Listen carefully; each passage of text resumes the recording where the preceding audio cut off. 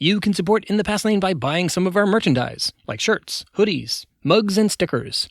Just go to our website, inthepastlane.com. Thanks. On August 1st, 1859, free African American men gathered in Boston for the New England Colored Citizens Convention.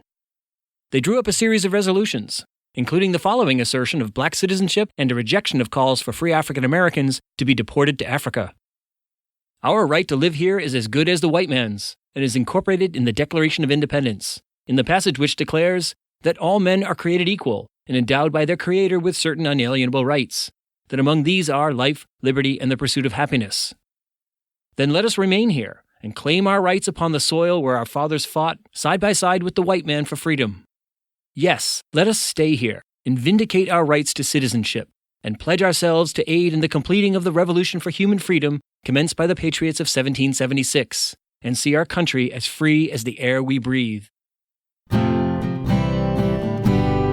You are listening to In the Past Lane, the podcast about history and why it matters. We, the people of the United States, in order to form a more to huddled masses yearning to breathe free. Consider that we shall be as a city upon a hill. That all men and women are created equal. Give me liberty or give me death. Nobody's free until everybody's free. The government of the people, by the people, for the people, shall not perish from the earth. History matters because it's not just about the past.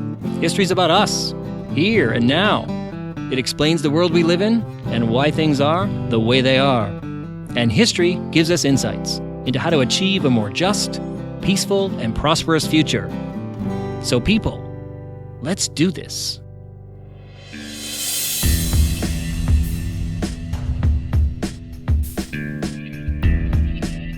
Hi there, everyone. Welcome to In the Past Lane, the podcast about American history and why it matters.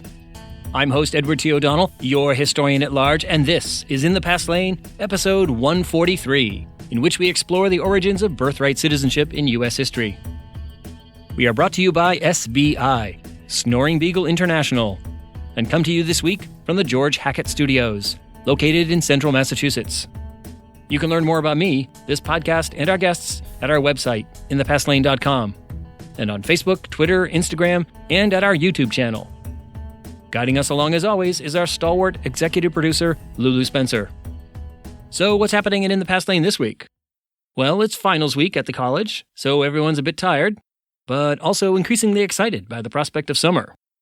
And it's a little bittersweet as well, because we're getting ready to say goodbye to our fabulous seniors, who graduate on May 24th. But all in all, things are good. In other news, the In the Past Lane listening community continues to grow, and that's largely due to all of you. Surveys of podcast listeners continue to reveal that the number one way that people find out about a podcast is through word of mouth from friends, family, and coworkers. So thanks for spreading the word. And thanks also for the shout-outs on social media like Twitter and Instagram. I really appreciate it. All right, I think it's time to get to this episode's main feature, my interview with historian Martha S. Jones about her remarkable book, Birthright Citizens, A History of Race and Rights in Antebellum America. Okay, people. Time to leave a note and step outside. Your journey in the Past Lane begins now.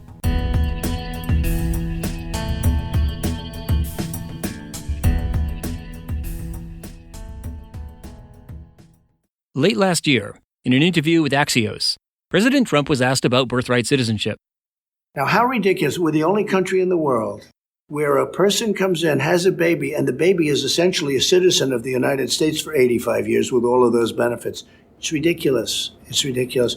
And it has to end. Clearly, the president is not a fan of birthright citizenship, and he said that he wants to end it. But there's only one problem. It's called the Constitution. More specifically, the 14th Amendment to the Constitution. The first line of which reads, "All persons born or naturalized in the United States and subject to the jurisdiction thereof are citizens of the United States and of the state where they reside." That's birthright citizenship in 28 words. It seems pretty straightforward, but there's a long and fascinating history behind this concept, and how, in 1868, 80 years after the ratification of the Constitution, it came to be included in the 14th Amendment. And a key part of that story involved the efforts of free African Americans in the decades before the Civil War to claim U.S. citizenship. Joining me at In the Past Lane to tell me more about this important story is historian Martha S. Jones. She is a professor of history at Johns Hopkins University, Her research and writing focus on the history of law, culture, and inequality. She's the author of All Bound Up Together, The Woman Question in African American Political Culture, 1830 to 1900, and the book we're going to talk about today, Birthright Citizens, A History of Race and Rights in Antebellum America. In the course of our conversation, Martha S. Jones explains why the city of Baltimore, with its large free black population and its location between North and South, and its connections to the Atlantic world, made it the ideal focus for her study. How free African Americans in the antebellum era forged the notion of birthright citizenship by asserting their rights in local courts and, in effect, performing citizenship. How African American newspaper editors and pamphleteers developed and spread arguments in favor of birthright citizenship. How efforts by whites to force free African Americans to return to Africa, the so-called colonization movement, inspired the latter to assert a right to stay based on their birth in the United States. How his experience living in Baltimore shaped Chief Justice of the Supreme Court Roger B. Taney's understanding of race and citizenship, and influenced his infamous majority opinion in the 1857 Dred Scott case that denied African Americans the right to citizenship. And how this 19th century backstory to the concept of birthright citizenship provides important insights that are relevant to the contemporary debates over birthright citizenship. Martha S. Jones, welcome to In the Past Lane. Thanks for having me. Your book examines the struggles of free African Americans in the decades before the Civil War and emancipation to claim citizenship and the rights that are associated with citizenship. And you center your study in Baltimore. So I'm wondering if you could start us off and tell our listeners why Baltimore is, in many ways, an ideal city to focus on for this kind of book. In the early 19th century, Baltimore becomes the third largest city in the United States. It has a fascinating geography, sitting, if you will, between the slaveholding South on the one hand and the free North on the other hand. And Baltimore is also a port city with really a teeming port in the 19th century, one that makes it also, if you will, part of the Caribbean and the larger Atlantic world. So the geography in and of itself for studying questions about slavery and post-slavery societies makes Baltimore fascinating. Baltimore was also, in the mid-19th century, an important scene for legal culture. And my questions about race and citizenship very much center on courts, lawyers, and judges, as well as free African American claimants. So here we have a city that is home, for example, to Chief Justice Roger Brooke Taney, who presides over the U.S. Supreme Court for much of the decades preceding the Civil War. And I wanted to know, for example, what Justice Taney knew about the everyday lives of the 25,000 free African Americans who lived in Baltimore. What better place to go than to his hometown? Right, and that 25,000 African Americans you mentioned, that constitutes the largest free black population in antebellum America. Is that right? That's right. Okay, and as you say, there is something important about the geography, that it's situated where it is, sort of right between, in that middle ground, right between North and South, and also being a port city, it's sort of a southern city in some of its orientation, but also very much a commercial capitalist city with strong connections all throughout the Atlantic world, obviously up into New England, as evidenced by some of the people you track and talking about sailors. So one of the things that the early chapters, you just mentioned it, the sort of legal culture, and it really seems an important part of the first part of the book, which is charting how African Americans develop what you call a legal consciousness in the city of Baltimore. So could you tell us what you mean by this legal consciousness and also what sources that African Americans in Baltimore are drawing upon? Because very few of them, if any, are getting any kind of formal legal education, but they are developing ideas about the law, ideas about citizenship, and so forth. So tell us more about that. Legal consciousness is a mouthful meant to capture the ways in which people use ideas about law, be it judge-made law or acts of legislature, or even the everyday way in which law permeates the lives of urban dwellers like Black Baltimoreans. When we ask about legal consciousness, what we're really asking is, to what degree are people using ideas, understandings, acumen about law to navigate their daily lives? The people I write about And that part of their story that I tell is certainly the part that is shaped to an important degree by racism, by anti-Black racism in Baltimore. And while there are many ways to challenge racism, my questions were about how Black Baltimoreans in particular used ideas from the Constitution on one end of the spectrum all the way to the workings of a clerk's office in a local courthouse on the other to combat racism. You're right to point out that these are people who don't have formal legal training, which in Antebellum America could have happened in a law school, but also could have happened by way of a kind of apprenticeship training and reading with an experienced lawyer. But African Americans, by and large, don't have access. Certainly in Baltimore, they do not have access to either of those methods of legal training. And so they use, for example, African American newspapers. And when we go back to some of the earliest newspapers, like Freedom's Journal or the Colored American, we realize that those editors are including articles that capture and explain and otherwise present legal knowledge as one part of the overall press coverage for African Americans. So there are newspapers. The people I write about are parts of institutions, principally African American religious institutions, Protestant churches like Baptist and Methodist churches. And in order to run a church in Antebellum America, one must have the requisite seriousness about spiritual matters, but church communities must also learn how to incorporate their churches, how to protect their property, be it a plot of land or a church sanctuary or an edifice. And so through the practice of institution building, African Americans are learning about law, are collaborating with lawyers. And then finally, they are, if you will, learning through the trial and error of everyday life, coming into the courthouse, sometimes by compulsion and sometimes by will, but they are regulars in the local courthouse. And through this kind of experience of the day-to-day life of everything from bankruptcy to gun permits to negotiating apprenticeship contracts, African Americans are in the courthouse learning law a little bit through trial and error. Right. And there's a couple of people you'll profile. One of them is George Hackett, who is an African-American seaman in the Navy. And that experience is very interesting in the ways in which he becomes sort of almost by chance steeped in concepts of law. And also things are different out in the high seas. Tell us a little bit more about Hackett and what he learns at sea and how he brings that back to Baltimore.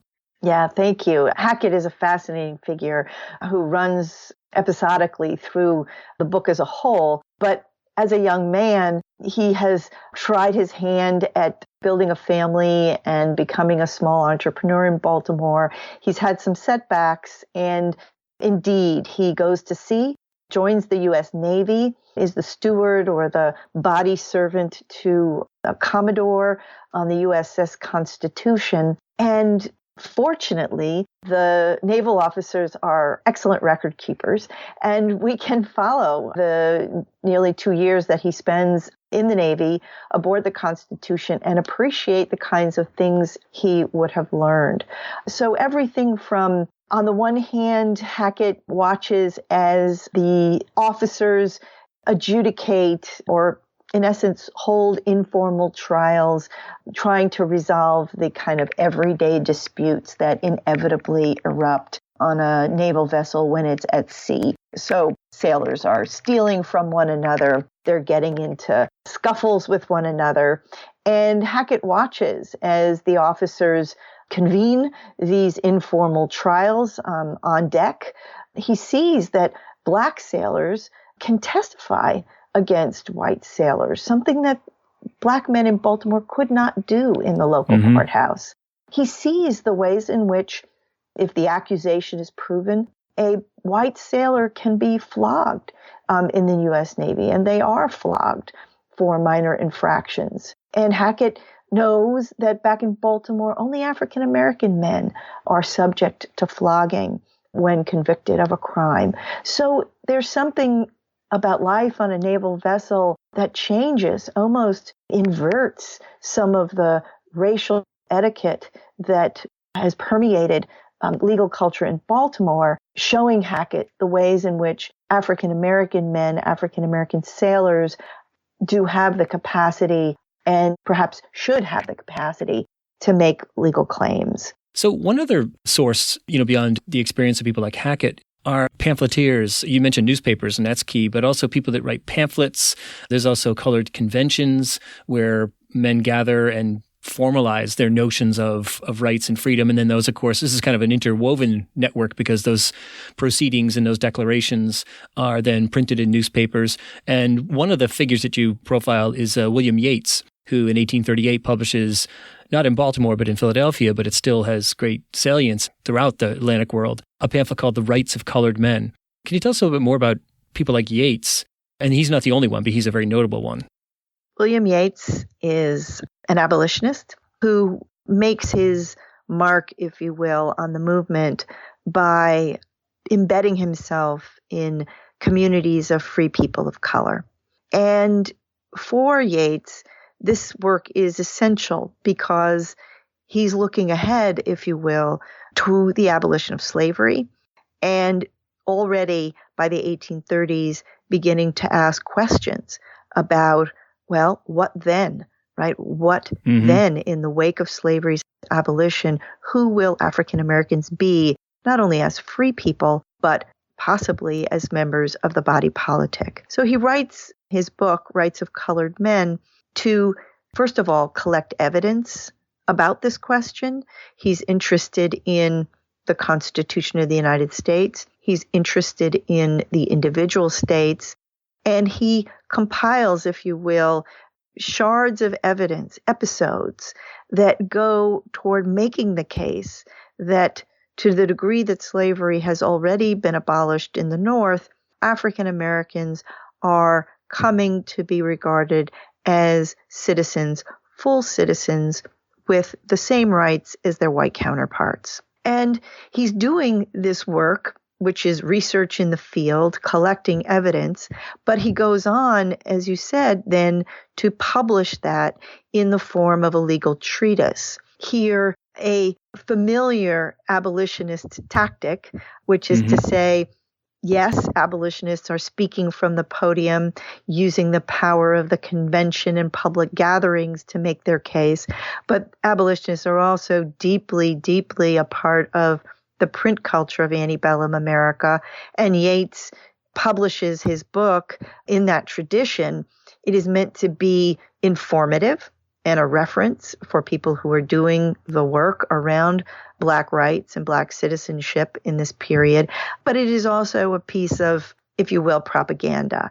It is intended to persuade those who have questions about Black citizenship, to bring them to the cause and to give them the kind of ammunition that they might need to convert others to his point of view.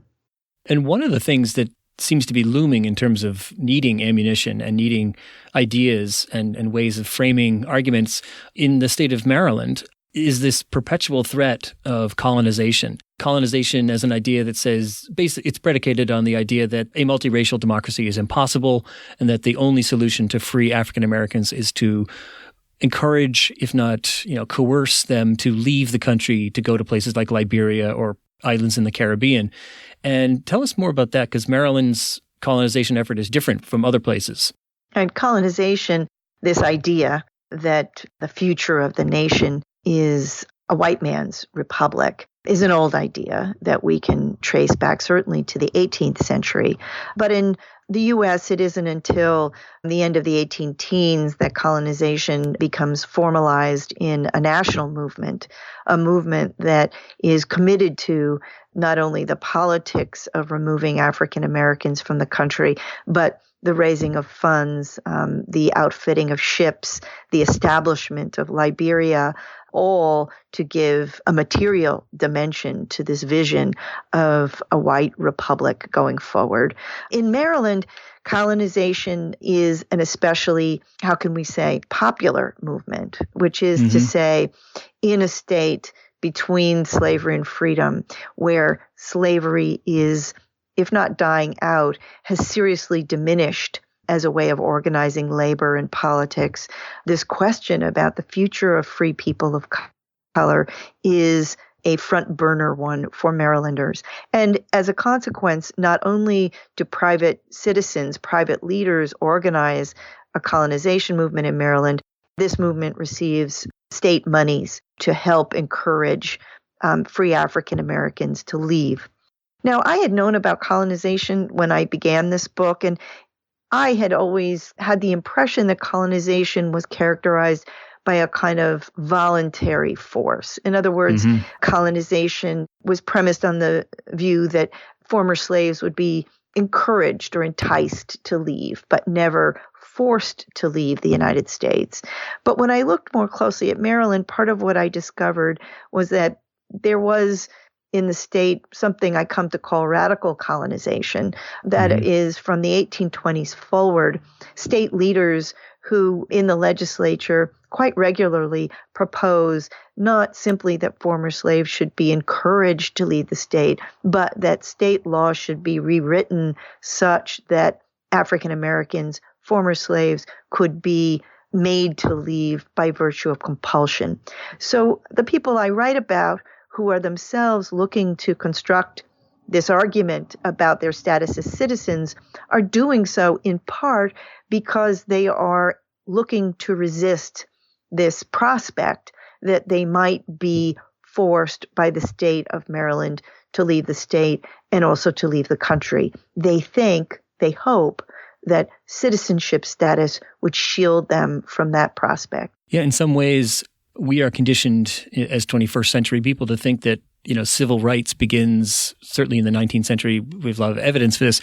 It begins with more basic things like voting and, the performance of democratic rights, when in fact it seems that for these African Americans, their first order of citizenship rights, or the first citizenship right that they can put their finger on, is this right to stay. The legitimacy of staying and operating as a free citizen is foremost, and then after that would come the other rights like voting. Yeah, and sometimes we call it territorial citizenship. Black activists sometimes call it the right of residence.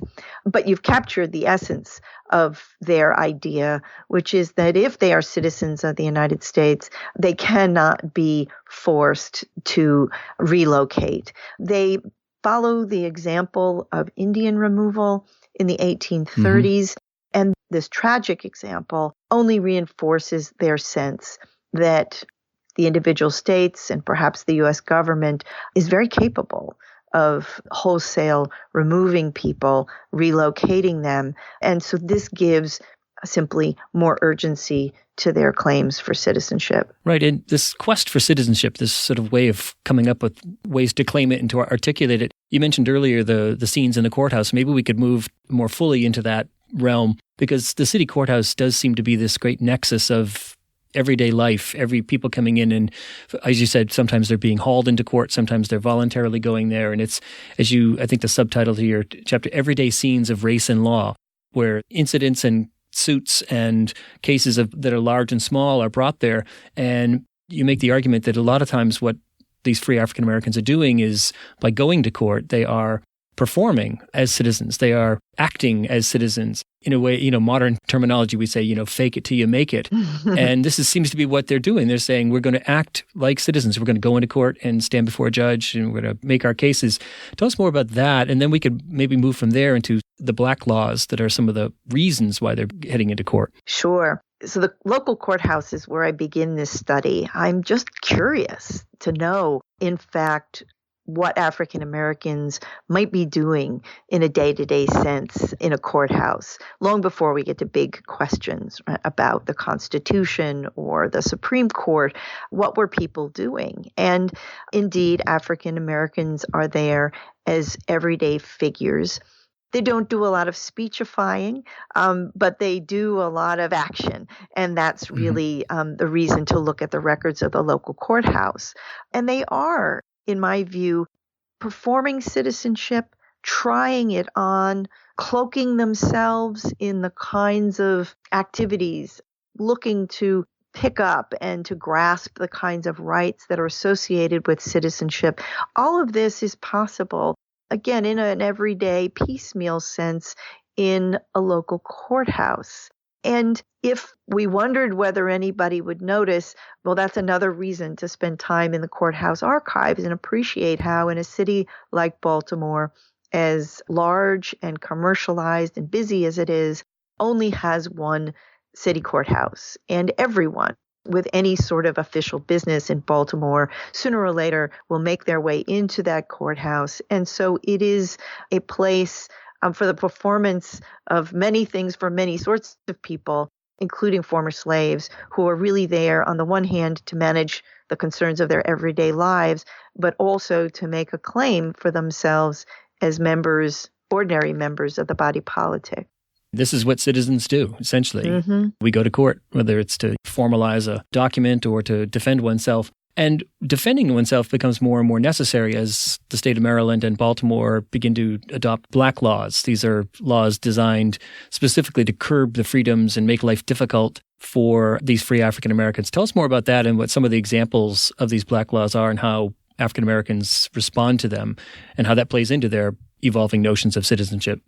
Black laws in Maryland have their origins, in some sense, way back in the colonial era. There's almost no time in Maryland's history when lawmakers didn't perceive a color line and regulate the lives of Marylanders accordingly. The earliest black laws go to issues like marriage and intimate relations. But by the early 19th century, black laws really become robust, ubiquitous, an attempt to regulate nearly every public aspect of African American lives, where one can work, where one can worship, what sorts of entrepreneurial enterprises someone might want to engage in, who one can marry, all of these things, curfews. These are all ways in which the everyday life of African Americans are regulated.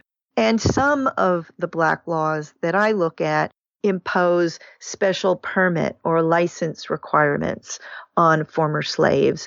For example, if one wants to own a firearm or a dog, African Americans must come into the courthouse and have a permit to do so. If one wants to travel out of the state of Maryland for work or for politics or to be with family or just to socialize, if you want to return to the state of Maryland as a free person of color, you must first go to the local courthouse and acquire a travel permit.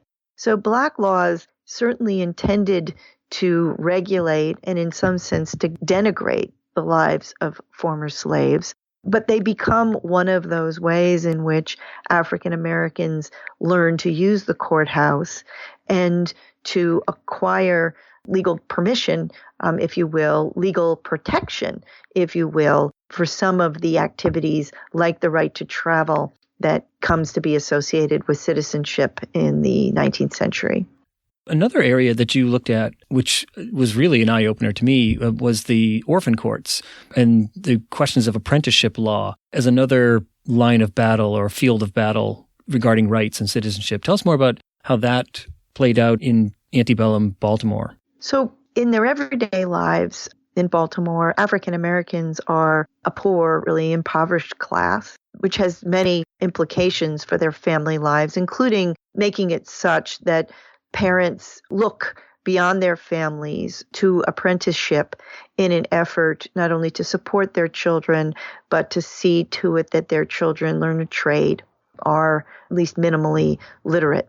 And these contracts are far from ideal, which is to say the premise of the contract is the sort of duress that racism and poverty impose on families. But once the contracts have been entered into, what I discovered in the Orphans Court was the important degree to which Black families continue to scrutinize, monitor, and wrestle with contract holders, white contract holders, over the experiences and the conditions that their children are subjected to. What I also didn't expect, if you were surprised, so was I, to see former slaves using what we sometimes refer to as the Great Writ, that is the writ of habeas corpus. Mm-hmm. They use this general and extremely powerful filing in the local courthouse to demand and to use the court's authority to ensure that apprenticeship contract holders can be brought into court, can be held accountable for their fulfillment of the contract, can be challenged when the terms of the contract are broken, when a child is abused or disappeared. So here, African Americans are not inventing a special right or a civil right, but are using one of the most long-standing and powerful writs in Anglo-American law, the writ of habeas corpus, to their own ends, to attempt, at least, to exert control over their children.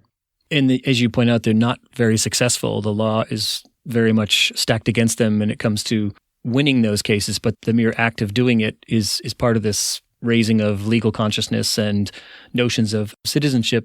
And all of this plays into, circling back to Chief Justice Roger Taney. He is, as you note, a product of Baltimore. He lives in Baltimore, and we think of him inextricably linked to the 1857 Dred Scott case, in which he declared that no African American in America could ever be a citizen and that they have no rights. He's associated with that decision, but now, by virtue of your book, it's really clear that, as historians always know this, but it's very clear, context is everything. So tell us more about how Dred Scott, this famous, infamous decision, is a direct product of what you've been chronicling here for these decades leading up to 1857. Taney makes his home in Baltimore from the early 1830s forward. He's a regular and recognizable figure. But most importantly, for thinking about or developing a new perspective on Dred Scott, what I was able to discover was the degree to which Justice Taney had firsthand understandings of the kinds of challenges that former slaves faced in legal culture and a working sense of the kinds of rights that they aspired to. I'm able to tell the story of a man named Cornelius Thompson, who knows Justice Taney intimately over many decades. First, because Taney assists Thompson in essence, purchasing his own freedom.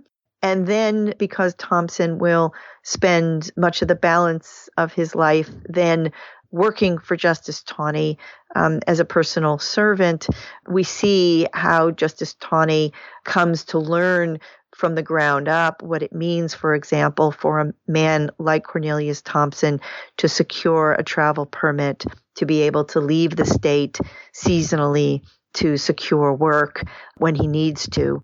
Here, these are the kinds of ideas that when we look ahead then to 1857 and the decision in Dred Scott, we can see Justice Taney thinking precisely about the kinds of circumstances that Cornelius Thompson and others like him in Baltimore are confronted with as former slaves. So while it's very important, of course, to be attentive to the doctrinal or to the intellectual, if you will, dimension of a decision like Dred Scott, I really wanted to understand what Justice Taney understood in an everyday sense about the people whom his decision most directly affected, including the 25,000 free African Americans in Baltimore. Yeah, he seems keenly aware of this ongoing struggle and throws down his marker to say, you're clearly aspiring to and have visions of citizenship and rights, and I hereby say, never. It's not going to happen. So it's very interesting moment in this ongoing story. And then the other thing that really surprised me was the point that you make, which is that the decision in 1857 is a bombshell in terms of national politics, but it actually doesn't change much in Baltimore. It doesn't have any there's not a radical redesigning of race relations and legal status and things in Baltimore. Tell us more about that. Right. One of the things I did working in the local courthouse records was to go back to those records in the wake of Dred Scott to ask whether it indeed had any influence on this ongoing scene in which African Americans are using the local courthouse to perform like citizens. And the answer is no. Now, in a formal sense, Justice Taney, of course, had no authority over state courts. Federalism, or our division between federal authority on the one hand and state authority on the other, keep the city courthouse separate from or apart from the reach, by and large, of the U.S. Supreme Court in this period. But then I went ahead to look beyond the local courthouse to the High Court in Maryland, where we might more likely see the influence of Dred Scott. And it turns out that there, too, when the High Court in Maryland is presented with, if you will, the Dred Scott question, the question, do former slaves have any standing in this courthouse? May they use the state's courts to bring lawsuits? Taney had said no in the federal courts in 1857. But in Maryland, the High Court has a different view. And while it's not prepared to declare African Americans as full citizens equal to their white counterparts, the High Court in Maryland does recognize that African Americans have enjoyed and have a right to, for example, sue and be sued in the state courts. In some ways, it's a testament to how much they had actually accomplished. If not having reached the goal of citizenship, they had really sort of established a pretty firm foundation of rights that the state court was not prepared to attempt to roll back, because it probably seemed like a accomplished fact. That's right. And Justice Taney, we know from his private writings, is deeply disappointed because those lower courts that he depended upon for the enforcement of his ideas in Dred Scott, the lower courts, by and large, do not defer to him and continue to accord to former slaves a small but important set of civil rights. Well, with the time that we have left, I wanted to kind of move, as I always do with my conversations with historians, move the conversation to the present based on the idea that history should have something to say about our current moment. And certainly Birthright Citizenship, if somebody just were to Google it, find all kinds of articles. But so there's really two things to point out. One is that Chief Justice Taney is back in the news, or was back in the news, because there's a large monument to him that became the subject of controversy and efforts to remove it. And also a renewed effort, legal effort, to declare that birthright citizenship is not what the 14th Amendment enshrines. Tell us, I guess, each in turn about those two events. In the summer of 2017, I know your listeners will be familiar with the events that unfolded, the tragic events that unfolded in Charlottesville, Virginia, in that city's debates around Confederate monuments. Baltimore also had been embroiled for 2 years in a debate, but a process really of review of Confederate monuments. And in the wake of tragic events in Charlottesville, Baltimore's mayor had 4 monuments removed, including one of Chief Justice Taney. Taney was also removed from the State House in Annapolis, and a smaller bust of Justice Taney was removed in the city of Frederick in Maryland, where he had lived as a young man. Mm-hmm. And there were a lot of questions because Taney was not a Confederate. Which right. is to say, Maryland remains in the Union, and perhaps as importantly, Taney himself remains ideologically in the Union, and he sits as Chief Justice of the Supreme Court until November of 1864 when he dies. So why did Taney's monument come down? Well, it came down in part because the debate around his likeness was not centered on Confederacy or the lost cause myth, but it was a debate about honoring of Taney as not only a one-time slaveholder, but Taney as a deep defender of the institution of slavery, as exemplified in his decision in Dred Scott. So Justice Taney comes down in some of these very visible instances, though it's important to say, and I end the book with a brief look at the degree to which his monuments to Justice Taney persist in Baltimore. We have portraits and other tributes to him in the local courthouse still. Right, he's not gone entirely. No, we have a Coast Guard cutter in the harbor in Baltimore named for the Chief Justice. So no danger, right, of the Chief Justice's memory disappearing from our national landscape, but certainly he was subject to critique and some people might say a rebuke in 2017 when the 3 monuments to him did come down. And then what about birthright citizenship? We should probably pause a moment to just point out that the 14th Amendment is adopted and ratified in the wake of the Civil War, and it's arguably the most consequential amendment outside of the original 10. And one of its points is that it says, well, I don't have the exact quote in front of me, but persons born in the United States are citizens of the United States. Tell us more about that enshrining of the idea of birthright citizenship in the 14th Amendment, and then maybe jump to the present where now there's this growing argument saying that's actually not what it means at all, and that just simply because you're born in the U.S. doesn't mean you are a citizen. Absolutely. 1868, the 14th Amendment is ratified in the wake of the Civil War, and just as you described it, it generally provides that all persons born in the United States are citizens of the United States. This is first and foremost a remedy to incorporate former slaves into the body politic, but the amendment is written in a language that gives it a much broader reach. That is to say, all persons born in the United States, descendants of slaves, African Americans and otherwise, are citizens of the United States. And that is the regime basically under which we live today. Now, the controversy, well, it sort of depends on who you ask. But I'll share at least one, I think, important take on the debate, which is that the 14th Amendment did provide for an exception to its applicability, and it was language that exempted people who were not otherwise subject to the jurisdiction of the United States. Those persons, though born in the U.S., are not citizens of the U.S. What was Congress thinking about? Congress was thinking about the children of foreign diplomats who might coincidentally be born in the United States. They would not be citizens of the United States.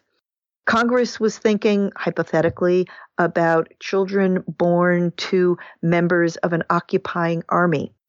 Should the U.S. be occupied by a foreign power, the children born to persons associated with that foreign power would not be birthright citizens. Congress was thinking about Native Americans who in this period many Native nations continued to exercise sovereignty or exclusive jurisdiction over their citizens. Hence, the 14th Amendment does not interfere with Native sovereignty, does not make Native people born in the U.S. citizens of the U.S. More recently, this subject to the jurisdiction thereof language has been picked up on by commentators, including the President of the United States, who propose that the children of unauthorized or undocumented immigrants are also persons not subject to the jurisdiction of the United States and hence should not enjoy the privilege of birthright citizenship. This is an idea that, in my reading at least, has been circulating in some circles since the mid-1980s. It gains momentum in 2015 and has been at various moments something that the president himself has promoted. What's the answer? Well, I think we don't completely know. The best answer we have right now is an 1898 U.S. Supreme Court case, U.S. versus Wong Kim Ark. Wong Kim Ark was a child, son of Chinese immigrants to the United States, born in the United States in the city of San Francisco. Wong Kim Ark in the 1890s left the United States to do business in China. And when he returned through the port of San Francisco, he was detained. And port officials charged that he was not a citizen because his parents were not citizens of the United States. His case goes all the way to the Supreme Court. And when it does, the Supreme Court gives an answer, which is that Wong Kim Ark is unequivocally a citizen, even as his parents are not citizens, even as his parents are not eligible to become citizens by virtue of what are called the Chinese Exclusion Acts. Wong Kim Ark himself, simply by virtue of his birth in San Francisco, is unquestionably a citizen. So that's where we are.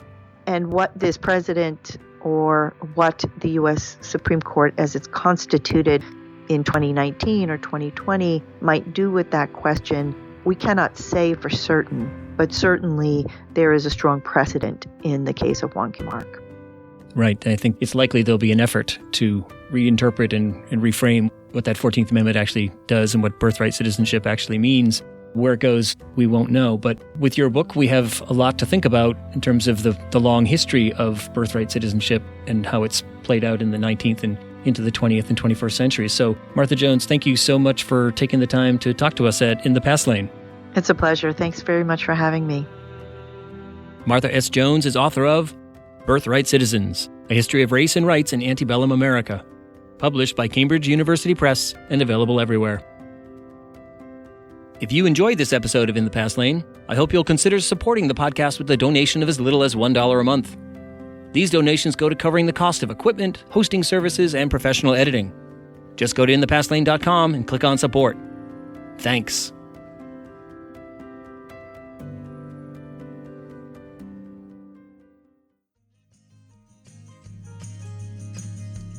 Okay, people, that's all for this episode of In the Past Lane. Thank you so much for tuning in.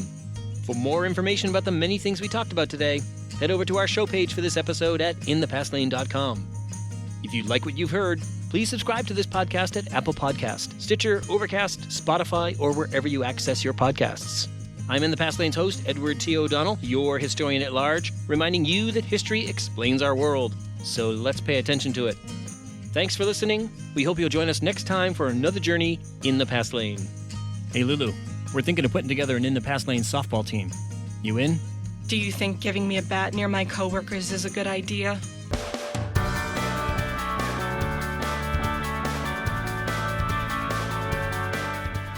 SBI, Snoring Beagle International.